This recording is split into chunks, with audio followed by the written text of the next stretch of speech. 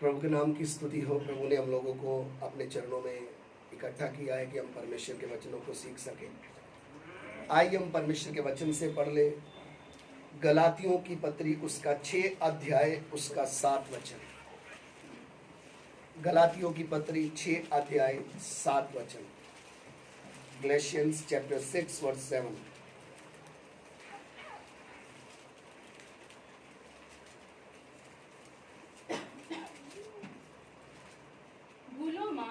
દેવની મસ્કરી કરા નહીં, કોઈ માણસ જે કઈ વાવે તે જ લણશે।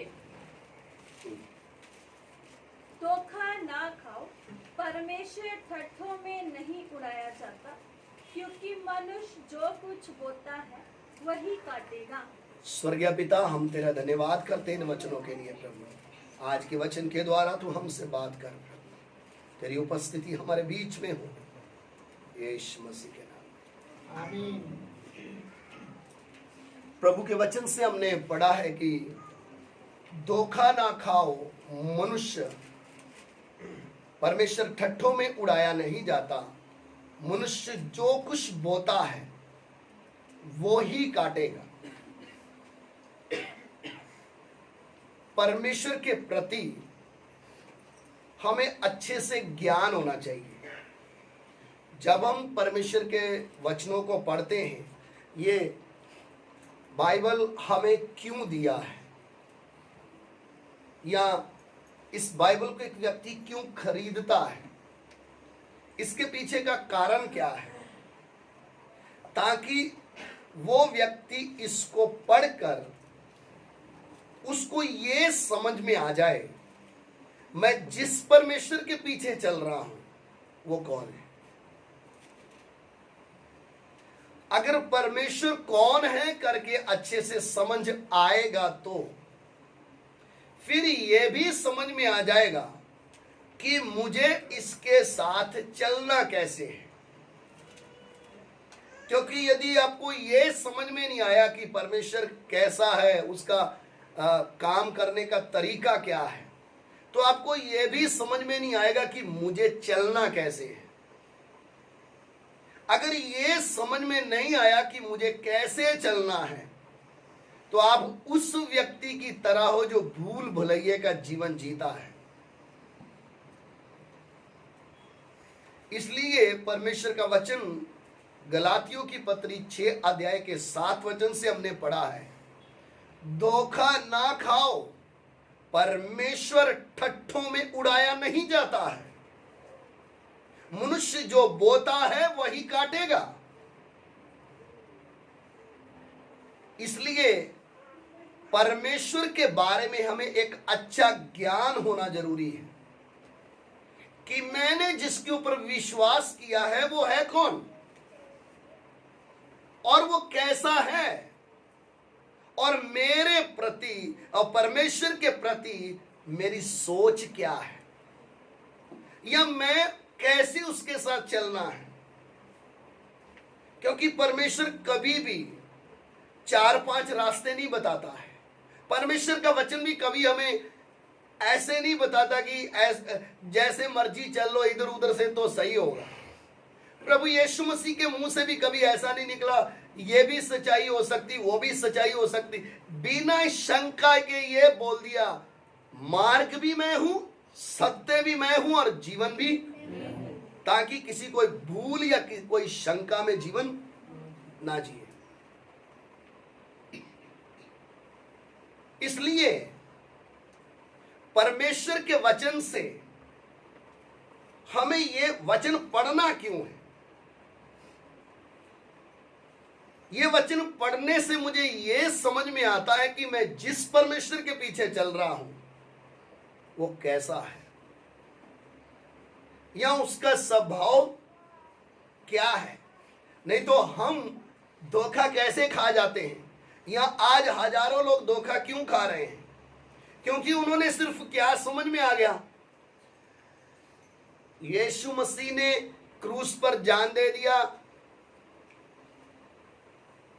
हमसे प्यार कर लिया, हमें बचाने के लिए आया।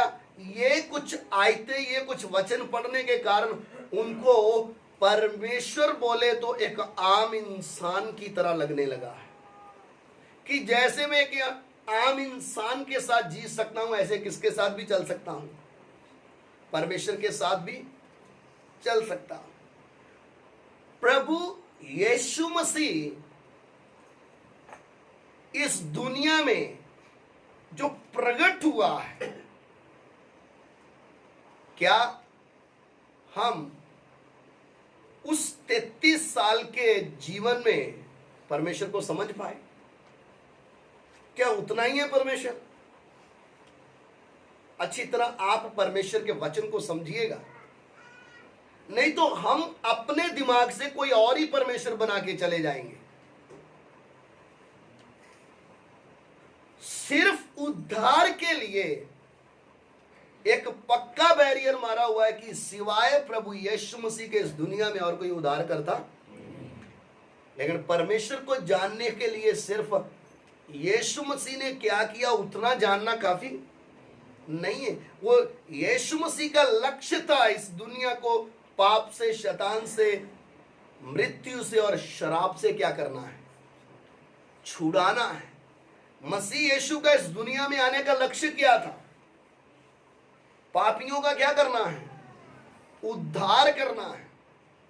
तो पापियों का उद्धार होना है तो उसके लिए मरना है। इसलिए प्रभु यीशु मसीह ने सारी मानव जाति के लिए क्रूस पर अपना क्या दे दिया? जान दिया। लेकिन यदि आप इस वचन को पढ़ोगे तो परमेश्वर के वचन से आपको यह समझ में आया, जिसने सारी दुनिया के लिए क्या दिया है? जान दिया है। उसने हजारों की जान क्या भी की है? ली भी है। अब अच्छी तरह इस बात को समझना है। यदि मैं परमेश्वर को अच्छे से नहीं समझ पाया या उसकी इच्छा से नहीं चल पाया तो वह परमेश्वर भस्म करने वाली क्या है? आग है। और मैंने आज तक आग से किसी को खेलते हुए नहीं देखा है, क्योंकि परमेश्वर का स्वभाव, परमेश्वर के बारे में हमें जानना है तो अच्छे से बाइबल को उत्पत्ति से पढ़िएगा, तब आपको समझ में आएगा परमेश्वर के काम करने का तरीका क्या है। और जितने ये वचन को पढ़ने से उनको मन घबराता है या जिनको लगता है हमको ये पढ़ने के लिए क्या नहीं है, समय नहीं है, आप खुद अपने जीवन को नाश में लेकर जाने के लिए खड्डा खुद खोद रहे हो, कोई दूसरा नहीं। दूसरा तो शरीर में डालेगा मिट्टी शरीर को डालने के लिए खड्डा खोदेगा, लेकिन आत्मिक जीवन का नुकसान एक व्यक्ति खुद करता है, कोई दूसरा नहीं करता है। तो अति जरूरी है कि हम परमेश्वर को जानें। परमेश्वर बोले तो इस दुनिया की ऐसी हस्ती है जिसको किसी ने बनाया। भजन संहिता में लिखा है, उसने जो चाहा। मैं ऐसा नहीं हूं, आप ऐसा नहीं है, दुनिया में कोई भी व्यक्ति ऐसा। हम बहुत कुछ चाहते हैं लेकिन ऐसा हो, हमने बहुत ट्राइयां भी मारी, कोशिशें भी की, लेकिन हम सफल और फिर घूम के उधर ही क्यों खड़े हैं? क्योंकि हम जो चाहा वही किया, उसके तुल्य नहीं है। मैं एक छोटी सी सृष्टि हूं, लेकिन सृष्टिकर्ता परमेश्वर ने मेरे जीवन में एक बड़ा सौभाग्य दिया है। किस बात का? आदम को परमेश्वर ने बोला तू किससे निकाला है? मिट्टी से निकाला है, मिट्टी में मिलेगा। हजारों लोग मिट्टी में, लाखों किस्में मिल गए और अंत भी उनका क्या हो गया? विनाश। लेकिन इस मिट्टी को मिट्टी में मिलने से पहले मेरे लिए एक आशा है, मैं अनंत काल तक का जीवन प्राप्त कर सकता हूं। उस काम के लिए प्रभु यीशु मसीह इस दुनिया में आए। और इस दुनिया में आकर वो काम को पूरा भी किया। लेकिन अति जरूरी है कि ध्यान रखें, मैं अपने जीवन के नियम किसके अनुसार लेके चलूं? वचन के अनुसार लेके चलूं। वचन के अनुसार लेके चलने का मतलब मैं खुद इसके अनुसार चलना है। कान पकड़ के कोई चलाने वाला नहीं चाहिए। मैं जब पढ़ रहा हूं तो मुझे इसके अनुसार खुद क्या करना है, मुझे चलना है। इसीलिए तो मैं प्रभु के पीछे आया, इसीलिए तो सत्य को समझ कर आया। यदि मुझे सत्य समझ में नहीं आया तो मैं चल क्यों रहा हूं, मैं क्यों उसके पीछे आया हूं? और वचन हमने शुरू किया है, परमेश्वर ठट्ठों में उड़ाया नहीं जाता है। ठट्ठों में उड़ाए जाने का मतलब क्या है, या मैं परमेश्वर को ठट्ठों में कैसे उड़ाता हूं? जब मैं उसकी आज्ञा का पालन और या मैं उसके वचन को गंभीर नहीं लेता। कई बातें हमारे जीवन में, इसलिए हम वचन सीखने आते हैं। हमारे मुंह से जो बात निकलती है वो कहीं परमेश्वर को दुख देने वाली तो नहीं है।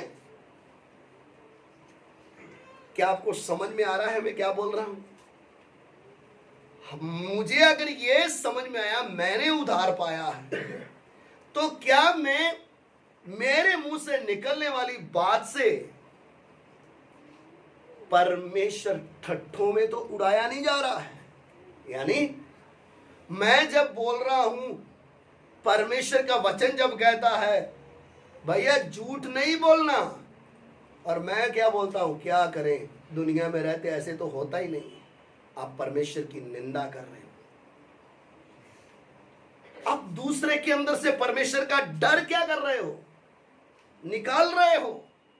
आप किसके साथ ठट्ठे कर रहे हो, किसका ठट्ठा उड़ा रहे हैं? परमेश्वर का। परमेश्वर का ठट्ठा उड़ाने का मतलब जो तूने बोला है मैं उसके प्रति क्या नहीं हूं, गंभीर नहीं हूं, चलता है सब कुछ। क्या करें? वचन किसके लिए है? मेरे जीवन के लिए है। मुझे नहीं मालूम कि आप कैसे जी रहे हो, लेकिन परमेश्वर ने मुझे एक जिम्मेवारी दी है, यह सत्य वचन एक एक को क्या करना है, सिखाना है। जो सीख कर इसके अनुसार चलेगा उसका भला है, क्योंकि इसके वचन में साफ लिखा है क्या, हमारा न्याय किसके अनुसार होगा? परमेश्वर के सामने जब पुस्तकें खुलेगी, आखिरी न्यायों से पहले ये 7 साल जब कलीसिया ऊपर जाएगी तो किसका भी न्याय है? कलीसिया का भी न्याय होगा। इसलिए रोमियो में पौलुस ने लिखा कि हम मसीह के सिंहासन के सामने क्या होंगे? परमेश्वर का सिंहासन और मसीह का सिंहासन। और न्याय किधर से शुरू होगा? घर से शुरू होगा। इससे पहले कि दूसरों को आग की झील में डाले, उसके पहले न्याय किसका होगा? मेरा और आपका। तो सिर्फ यीशु मसीह इतना प्यार करने वाला, देखो कील भी ठुकवा लिए, उनको इतना मारपीट किया, किसी ने भी उसको आगे से प्रभु ने कुछ बोला? उसके स्वभाव में हमने बदलना है, ये हमारी जुम्मे, ये वचन कहता है। लेकिन यीशु मसीह के 33.5 साल में आपने अनंतकालीन परमेश्वर को सीमित नहीं करना है, ये अच्छी तरह समझ लेना। आदम को बनाने से पहले, स्वर्ग दूतों की सृष्टि से पहले, वो पहले से ही है। कितना बड़ा है, कितने सालों से है, कोई गिनती नहीं, असीमित, जो किसी के कैद में आ नहीं सकता है। अयूब को थोड़ी सी हवा लग गई, कभी कभी हमें भी तो चढ़ जाती है ना, मैं थोड़ा हूं कुछ, इसलिए शब्दों से पता चलने लग जाता है। वो मनुष्य को ये ऐसा है, मैं तो ऐसा नहीं हूं ना, इसने बुराई की है, मैंने नहीं की, इसलिए मैं इससे क्या हूं? अच्छा, ये अच्छा है, अच्छा होना चाहिए, इसमें कोई गलती, लेकिन उसको धीरे धीरे क्या लगने लग गया, मैं किसके बराबर हो रहा हूं, मैं ये नहीं करता, मैं वो नहीं करता, मैं ऐसा नहीं करता, मैं वैसा नहीं करता। लेकिन उसको समझ में नहीं आया कि जिसके सामने तू खड़ा होकर बोलता है, वचन में लिखा है यहोवा के भय मानने वालों ने आपस में क्या की, और यहोवा ने ध्यान धर कर क्या की। आपको मालूम है परमेश्वर हमारी हर बात को क्या करता है। इसलिए आप कहीं भी हैं, कुछ भी काम कर रहे हैं, तो ये बात ध्यान रखिएगा कि परमेश्वर ठट्ठों में उड़ाया नहीं जाता। और मैं जब ठट्ठों में उड़ाने का मतलब जब मैं वचन से बाहर काम करता हूं, जब मैं बड़ी हिम्मत से दूसरे को भी बोलता हूं क्या करूं भाई, मेरे से तो नहीं चला जाता, तू चल, ये कौन वचन पूरा करेगा इतना कठिन। ये तो किसने भी बोला था, यहूदी भी यीशु को छोड़कर क्या हो गए, बोले इतना कठिन वचन कौन सहन करेगा। वचन में लिखा है कुछ ऐसे चेले थे जो उसको छोड़कर चले गए, दोबारा कभी भी उसके पीछे आए ही नहीं। सोचो, छोड़ के जाना बड़ी बात नहीं है, लेकिन हम वचन के अनुसार चलना जरूरी है। परमेश्वर का वचन परमेश्वर ठट्ठों में उड़ाया नहीं जाता। इसलिए मैं मेरे जीवन के प्रति कहीं मेरे जीवन से लोग देखकर मेरे परमेश्वर को हंसी मजाक ठट्ठों में तो नहीं उड़ा रहे। परमेश्वर ने एली के बच्चों को क्यों मारा पता है? उनके जीवन में व्यभिचार का पाप था। परमेश्वर उनको शायद मौका दिया, एली ने समझाया, समझ में आया, लेकिन वचन कहता है उनको देखकर लोगों के अंदर सब लोग परमेश्वर की भेंट को भी क्या करने लग गए, अनादर, तुच्छ जानने लगे। यानी उन दोनों की वजह से इस्राएल पूरे के अंदर से परमेश्वर का तिरस्कार, अनादर होना शुरू हो गया। आप समझे बात? आपके जीवन में कोई व्यक्तिगत गलती आई होगी या आई है, उसके लिए परमेश्वर आपको जिंदा रखा इसलिए कि आप क्या कर लो, उसके लिए क्या कर लो, पश्चाताप। लेकिन जब आप दूसरे की बर्बादी का कारण बनोगे तो परमेश्वर जिंदा छोड़ेगा नहीं। ये पक्का है, बदलेगा, क्योंकि उसने अपनी लहू देकर भारी कीमत इस दुनिया के लिए दी है। उसके शरीर में से कोई भी बूंद अपने लिए नहीं रखी, सारी किसके लिए दे दी है, इस संसार के लिए। और जब एक व्यक्ति उठकर अपने जीवन में ऐसा जीवन दिखाता है लोगों को कि उनके अंदर से भी परमेश्वर का भय क्या हो जाए, तो परमेश्वर उस व्यक्ति को क्या कर देता है, साफ कर देता है। ये वचन का है नियम। पढ़ना हो 10 उदाहरणें मिल जाएगी। समझ में आया? हननिया शफीरा ने किधर झूठ बोला, किसके बीच में, कलीसिया के बीच में। इसलिए परमेश्वर ने उनको जिंदा रहने। हम कभी भी ये नहीं सोचना कि ये तो मसीह जिंदगी, भैया क्या करे, भैया कौन होता है आपका पाप क्षमा करने वाला? पाप किसके विरुद्ध? एक पास्टर नहीं है आपका परमेश्वर, वो आपका अगुआ है। वो आपको अगुवाई कर सकता, भैया ऐसे चलो ऐसे चलो, नहीं चलो तो भुगतोगे आप। वो आपकी जगह भुगतेगा नहीं, वो विनती कर सकता है, प्रभु इसको क्या कर दे। शमूएल ने विनती की, प्रभु शाऊल को क्या कर दे, मैं क्या करूं अभी। लेकिन जब मिलने के लिए गया, शमूएल को समझाया,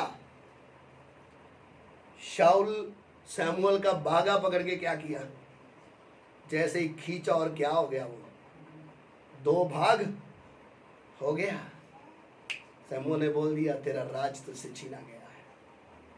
जैसे ये फट गया तू खत्म। और अंत क्या था? किसके सामने घुटने टेक के बैठा था? जादूगरनी के सामने। मुझे परमेश्वर ने भी छोड़ दिया है, मेरा अगुआ भी मर गया है, अब मुझे कोई रास्ता नहीं मिल रहा, मैं किधर जाऊं? एक औरत के सामने। मालूम है जब इसको अभिषेक मिला था, इसने निर्णय क्या किया था? मेरे देश में कोई जादूगर जिंदा, सबका गला काटना है। लेकिन अभिषेक जाने के बाद, परमेश्वर छोड़ देने के बाद, ये घुटने टेकर किसके सामने खड़ा है? किसके सामने बैठा है? एक जादूगरनी के सामने। अंत, आपने कितने भी बड़े बड़े काम किए होंगे, ठीक है, लेकिन आपका अंत कैसे होने वाला है वो ध्यान देना। मेरे जीवन से आज एक चेतावनी का वचन है ये। मेरे जीवन से क्या मैं परमेश्वर को ठट्ठों में तो नहीं उड़ा रहा हूं? क्या मेरा जीवन देखकर कोई और तो नहीं बर्बाद हो रहा है? क्या मुझे देखकर परमेश्वर का भय तो नहीं निकल रहा है दूसरे के अंदर से? नहीं तो हमारी उल्टी गिनती शुरू है। हम किसके साथ खेल रहे हैं? जीवते परमेश्वर के साथ। इससे अच्छा इनकार करके दूर भाग जाओ, वो सही है, क्योंकि मरना तो किधर है? नरक में तो जाना ही है इनकार करने के बाद। वरना परमेश्वर के हाथ में आ गए, पीढ़ी पीढ़ी तक क्या रखेगा? एक व्यक्ति याद रखेगा। परमेश्वर ठट्ठों में उड़ाया नहीं जाता है। ठट्ठों में उड़ाने का मतलब क्या है? मैं खुद भी वचन के अनुसार नहीं जी रहा हूं, मेरे पीछे आने वाली पीढ़ी भी मेरी बर्बाद हो जाएगी। क्योंकि अगले वचन में लिखा, मनुष्य जो बोता है वही काटेगा। आपने जीते जी जो बो दिया वो आप काटेंगे। आप नहीं काटेंगे तो आपकी अंश काटेंगे, वो पक्का है। उसका मतलब क्या है? परमेश्वर ने आपको सत्य जानने का क्या दिया? एक मौका दिया। आपके गंदे पापों को उसने धोया, आपको पवित्र संतों के साथ बिठाया। अब अगला कदम क्या है? मेरे जीवन में परमेश्वर का भय होना है, और मेरे आने वाले बच्चों के जीवन में परमेश्वर का भय होना है। कपड़ा लेके देना है, खाना खिलाना है, अच्छा एजुकेट करना है, उनको पढ़ाई लिखाई में अच्छा बनाना है, लेकिन उनके कान में ये फूकना है, मैं जिस परमेश्वर के पीछे चल रहा हूं उसके वचन में लिखा है, परमेश्वर ठट्ठों में उड़ाया नहीं जाता है। हमारा परमेश्वर 2 फुट का 2.5 फुट का नहीं है। स्वर्गों के स्वर्ग उसको संभाल ले सकते हैं। आकाश उसका सिंहासन है, पृथ्वी उसके पांव रखने की चौकी है। मेरा जीवन कैसा होना चाहिए? यह वचन खोलकर पढ़ेंगे तो आपको समझ में आएगा। आपका बाल कैसा होना चाहिए? यह वचन को खोलो, आपको समझ में आएगा आपका कपड़ा कैसा होना चाहिए। वचन को पढ़ेंगे तो आपको समझ में आएगा आपकी भाषा कैसी होनी चाहिए। वचन पढ़ोगे तो आपको समझ में आएगा हमारे अंदर पवित्रता का लेवल कितना होना चाहिए। मुझे अलगताई किस किस से रखनी है, यह जीवते वचन को पढ़ने से पता चलेगा। वरना परमेश्वर को ठट्ठों में उड़ाओगे तो जो बोगे वो काटोगे, ये बदलेगा नहीं। परमेश्वर की आवाज है, ये कभी बदलेगी नहीं। मनुष्य कभी भी बदल सकता है, मनुष्य कभी भी आपको छोड़ सकता है, मनुष्य कभी भी अपनी मर्जी से फैसला कर सकता है, लेकिन परमेश्वर की आवाज जो लिख कर दे दिया है, इसको जलाने का कईयों ने प्रयास किया है, कईयों ने इसको बंद करने के लिए योजनाएं बनाई, कईयों ने इसको फूंक दिया, लेकिन ये जीवित होने के कारण इस किताब तक सीमित नहीं रहा, लोगों के हृदयों में लिखा गया। हालेलुया। और वो व्यक्ति अनंत काल तक जिंदा रहने के काबिल बन गया। इसलिए मेरे प्यारो, जो बोओगे वही तुम काटोगे।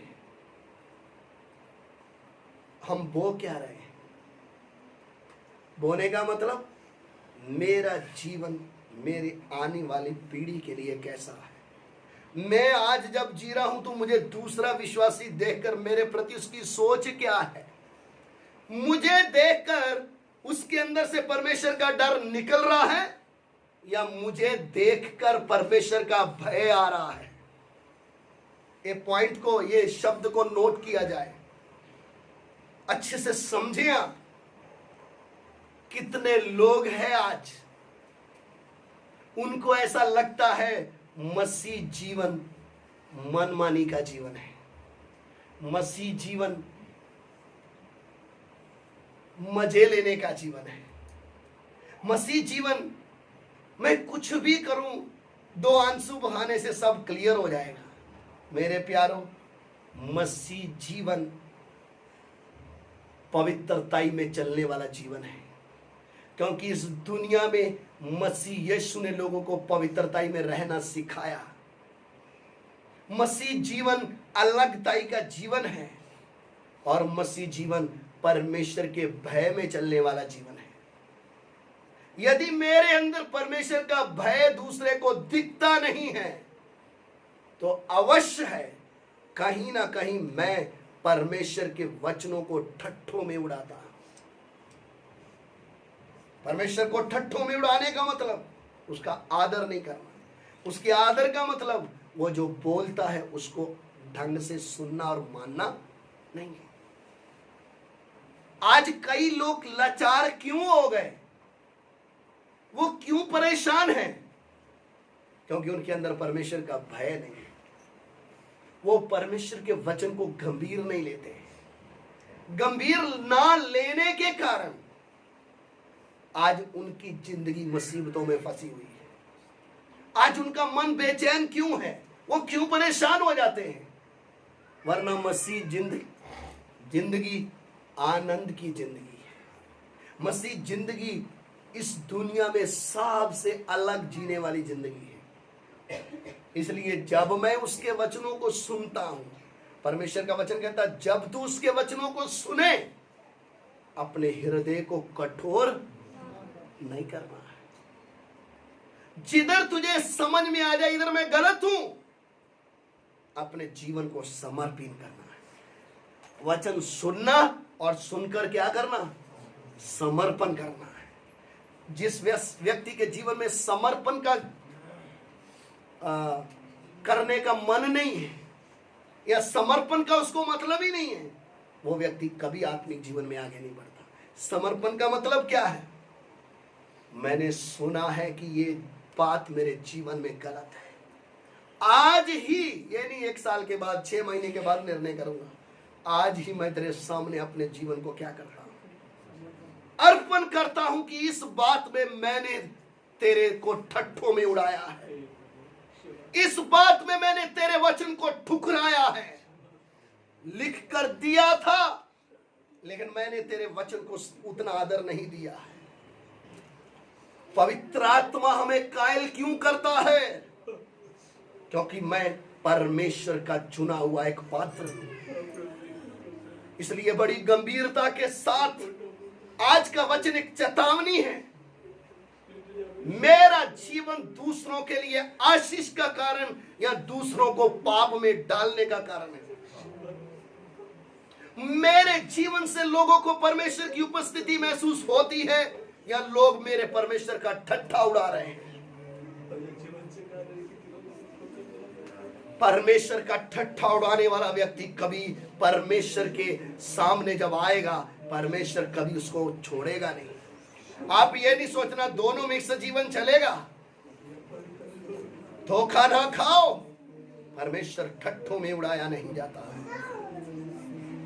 मनुष्य जो बोता है वही काटेगा। ध्यान से सुने,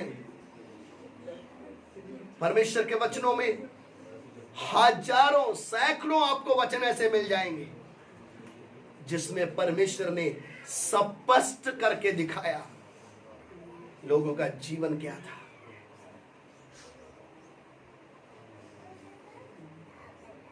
यहोशू लड़ाई लड़ रहा था, बड़ा जीत उसको मिला, यरदन पार कर दिया।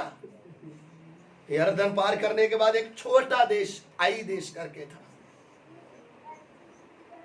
कुछ लोगों ने बोला वो तो थोड़े से ही लोग हैं, हम जाकर क्या कर देंगे, उनको जीत लाएंगे। जब जीतने के लिए गए, एक व्यक्ति आकान, सोना देखा, सोने की ईंट देखी, चांदी देखा, वस्त्र देखा। परमेश्वर ने लड़ाई में जाने से पहले बोला था, मना की हुई वस्तु को क्या नहीं करना है, लेना। लड़ाई छोड़कर वो किधर चल रहा था, वो क्या इकट्ठा कर रहा था, सोना, सोने की ईंट, चांदी के वस्त्र, सब जो भी था। अंत क्या है, उसने गाड़ दिया था तंबू के नीचे। यहोशू मुंह के बल प्रभु के चरणों में गया। हमसे भूल किधर हुई। कई बार मैं देखता हूं कई लोगों के जीवन में मुसीबत है तो भी टूटते नहीं, उनके काम में आशीष नहीं या कुछ भी नहीं उनके जीवन में, तो किसके चरणों में गिरना है। लड़ाई हार गए, 30 मनुष्य भी उन्होंने क्या कर दिए, मार डाले। उस समय ये नहीं चलो अभी हजारों में लेकर जाकर लड़ेंगे। एक आत्मीय व्यक्ति का साइन, चिन्ह क्या है, जीवन क्या है उसका। यहोशू मुंह के बल गिरा है। तूने यरदन पार करते समय जो दरिया, जो नदी हमारी भाषा नहीं समझती थी, संदूक लेकर जाते समय जब यरदन में हमने पैर रखा तो पानी ने अपना रास्ता क्या कर, रुख क्या कर दिया, बदल दिया। ना भाषा समझने वाला दरिया अगर रास्ता दे सकता है तो आई में हम क्यों हारे हैं। मुझे प्रभु इसका जवाब चाहिए। समझ में आ रहा है क्या आपको? आज सुबह का वचन समझ में आ रहा है? मसीह जिंदगी में चलते समय किधर को हम जा रहे हैं?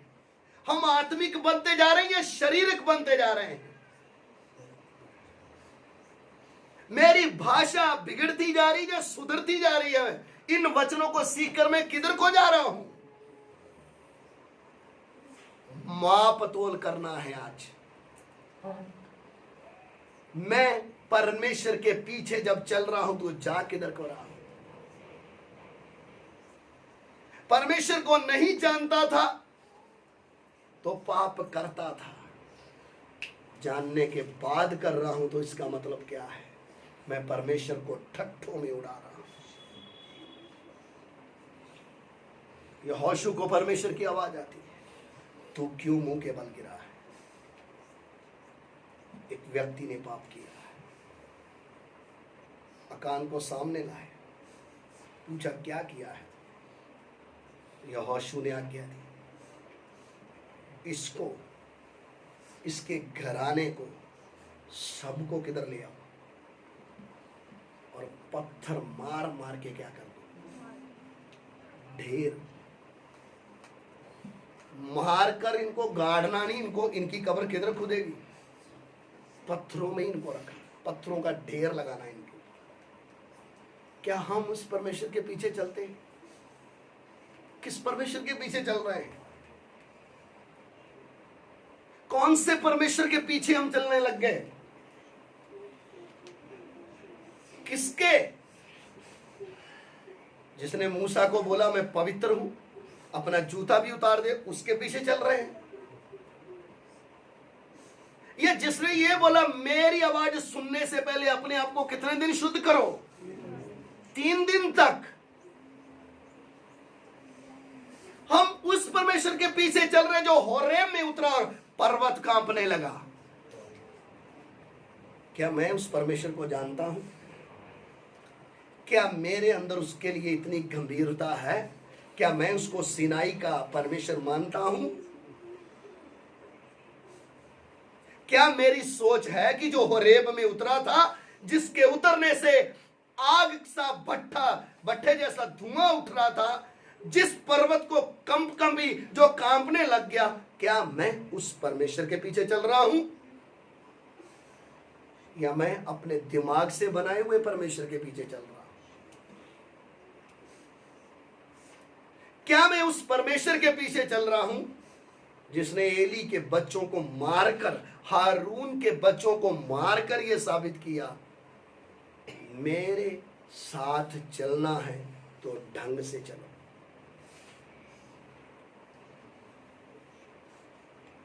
धूप जलाते समय परमेश्वर की ओर से आग निकली, दोनों को क्या कर दिया? भस्म कर दिया। मैं उस परमेश्वर को जानता हूं या नहीं जानता हूं, या मेरे दिमाग से जो मुझे सही लगता है ऐसे चलता हूं? साफ लिखा है, तू अपने यहोवा परमेश्वर की परीक्षा ना करना, क्योंकि जितनों ने परीक्षा की वो क्या हो गए? मर गए। इसीलिए तो पुराना नियम दिया है मुझे और आपको पढ़ने के लिए, ताकि तुम समझ जाओ चलना कैसे है। मिस्र से लड़कर इस्राएलियों को छुड़ा के लाया, समुद्र को 2 भाग किया, बीच में से निकाला। निकलने से पहले फिरौन आया, फिरौन और इस्राएलियों के बीच में आग का खंभा बनकर खड़ा हो गया। मेरे हैं, छूना नहीं। मरुभूमि में गए, इनको गर्मी लग रही थी तो क्या बन गया? बादल का साया। जो आग का खंभा पीछे था वो किधर आ गया? समुद्र के ओ पार। मरुभूमि में चल रहे हो, गर्मी ना लगे तुम्हें ठंडक देता हूं। इतना विश्वास योग, इतना वफादार, इतना दयालु है। लेकिन वचन में लिखा है, जब उन्होंने परमेश्वर के पवित्र आत्मा को दुखी किया, उनको वो उठाए लिए फिरता था, उनको बच्चे की तरह संभाला, 40 सालों में पैर का जूता भी टूटने नहीं दिया, कपड़ा भी फटने नहीं दिया है। लेकिन हुआ क्या है? पलटकर शत्रु बन गया है। जो मिस्र में जाकर बोला था ये मेरे हैं, ये मेरी आराधना करने के लिए आना है, इनको छोड़ दे, ये तेरे नहीं हैं, ये मेरे दोस्त अब्राहम की संतान है, इसलिए तुझे गुलाम रखने का कोई हक नहीं है, तबाह कर दूंगा। तबाह कर दिया, मिस्र को मिट्टी में मिलाकर इस्राएलियों को छुड़ा के लाया है। लेकिन छुड़ा कर लाने के बाद किया क्या? वचन कहता उनके सारे दुखों में वे क्या हुआ? वो दुखी हुआ। आज भी आप जब दुख में होते हैं, आपको तसल्ली देने के लिए अपना वचन से बात करता है। लेकिन प्रॉब्लम किधर हो गई? समझ नहीं पाए चलना कैसे था, समझ में नहीं आ रहा था चलना क्या है। वचन कहता है उसके दूत ने उनकी सुरक्षा की, वह खुद उनको उठाकर लेकर चला, लेकिन तो भी उन्होंने उसके पवित्र आत्मा को शोकित किया, पवित्र आत्मा को दुखी किया। पवित्र आत्मा दुखी होने के बाद परमेश्वर स्वयं उनका शत्रु बनकर उनके साथ लड़ने लगा। आज सुबह के समय आप क्या चाहते हैं? परमेश्वर के प्रति आपकी सोच क्या है? वो आप दयालु के तौर पर आपके साथ व्यवहार करें या शत्रु बनकर आपके सामने खड़ा हो जाए? हमारा जीवन किस मोड़ की ओर जा रहा है? दुनिया में पाप बढ़ रहा है, दुनिया मौज कर रही है, लेकिन एक विश्वासी का जीवन क्या है? वो कैसे जीने की तैयारी कर रहा है? उसकी सोच क्या है? वो किधर जा रहा है? इसलिए मेरे प्यारों, आज सुबह के समय में मैं परमेश्वर को ठट्ठों में उड़ा रहा हूं या नहीं? आइए अपनी आंखें बंद करें, थोड़ी देर अपने वचन, अपने जीवन को वचन के अनुसार जांचिए, किसी की ओर ना देखें। वचन अपने हृदय में रखें। आज सुबह के समय में प्रभु ने हमसे बात की है।